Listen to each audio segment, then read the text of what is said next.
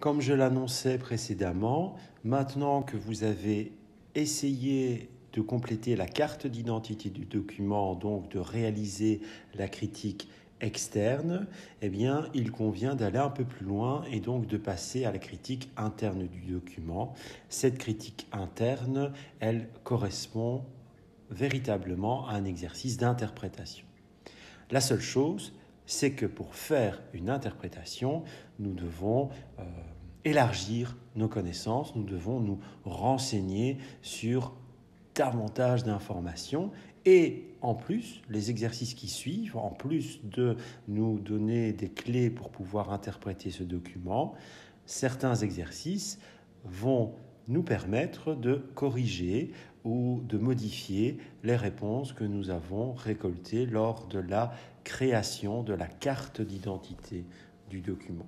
Vous avez ainsi, dans le point numéro 3, une première question, une première activité.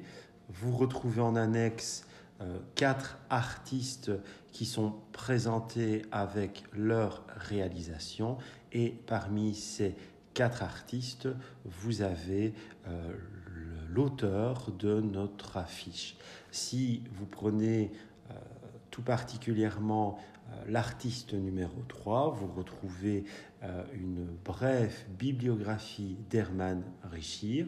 Ce qui est intéressant dans cette petite notice, c'est que l'on retrouve le nom de Hamner, qui est en fait un pseudonyme utilisé par Hermann Richir, un peintre illustrateur belge. La deuxième chose qui est assez interpellante dans cette fiche, bien, c'est de comparer la qualité du dessin, le caractère iconographique de ces deux réalisations. Elles sont en fait assez proches, voire très proches de l'affiche que nous devons analyser. Et une fois que vous validez